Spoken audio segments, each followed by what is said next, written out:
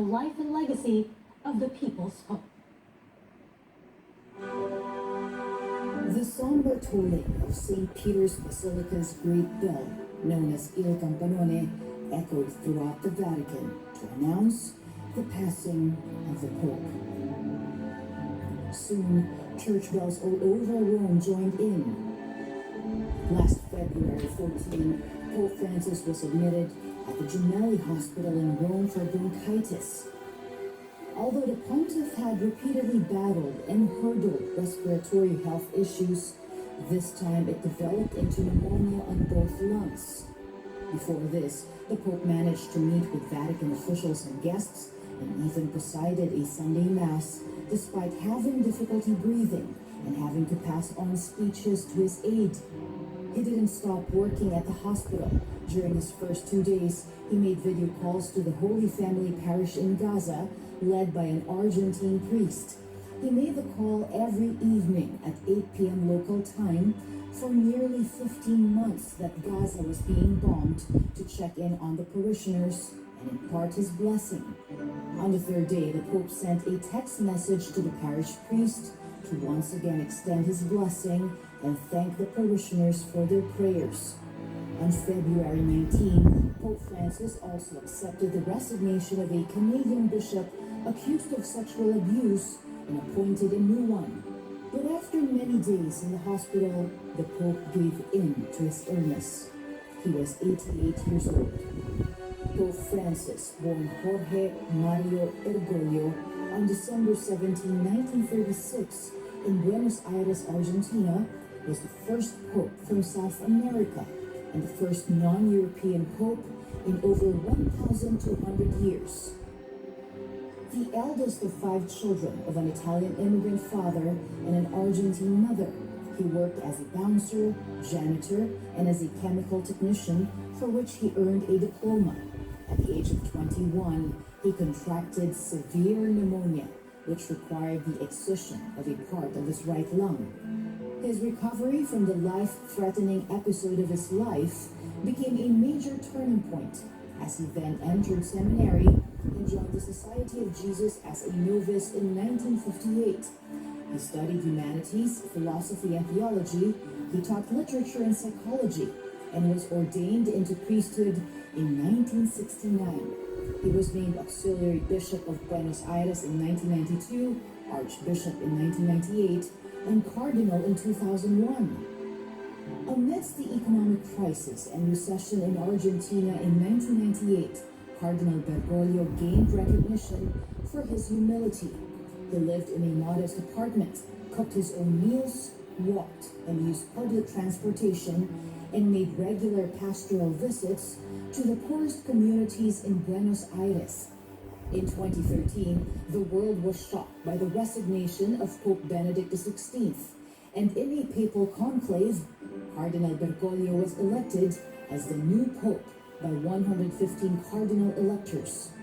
He was the first to take the papal name Francis in honor of the humble saint from Assisi, known for his devotion to the poor. As the leader of the Catholic Church, this also became the main theme of Pope Francis's work, who became known as the People's Pope. In his over 40 international trips, he prioritized many small countries in Europe, Africa, and Asia. In 2015, he became the 3rd Pope to visit the Philippines. He presided a Mass at the Manila Cathedral and motorcaded throughout Manila, where an estimated 6 million Filipinos lined the streets. But even more unforgettable was the Pope's Mass in Tacloban Airport, which, although short and met by bad weather, was very meaningful for the victims of Typhoon Yolanda. Pope Francis also made a significant contribution to diplomacy, acting as a bridge in the restoration of relations between the United States and Cuba, including the release of political prisoners.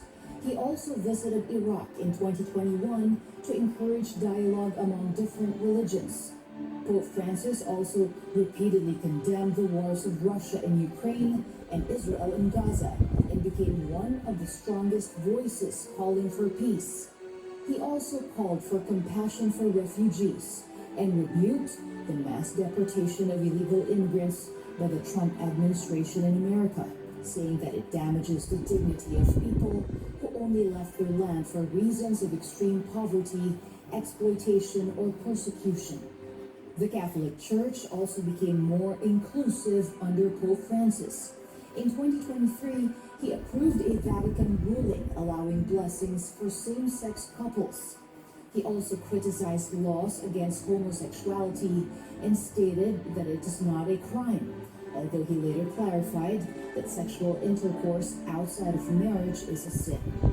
He encouraged the church to be more welcoming to single parents, cohabiting couples, and divorced individuals, and even presided over the marriage of 20 couples with similar circumstances in 2014.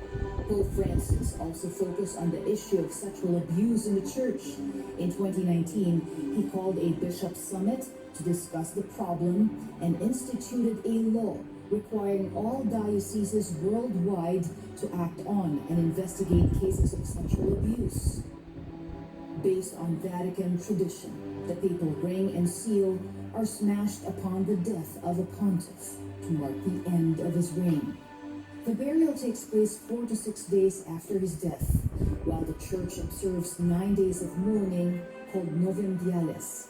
The Pope's remains will no longer be displayed in a raised platform, however, since based on the new funeral rites of the Vatican, signed by Pope Francis himself in April 2024, the remains must be immediately placed in an open wooden coffin. The tradition of using 3 coffins of cypress, lead, and oak has also been abolished. Pope Francis had also previously stated that he wished to be buried in Santa Maria Maggiore, where he often prayed, instead of at the St. Peter's Basilica like his predecessors. For Pope Francis, the changes was necessary to better express the faith of the Church in the risen Christ. It also emphasizes that the Roman pontiff is not a person symbolizing power, but a pastor and a disciple of Christ. Zen Hernandez, ABS-CBN News.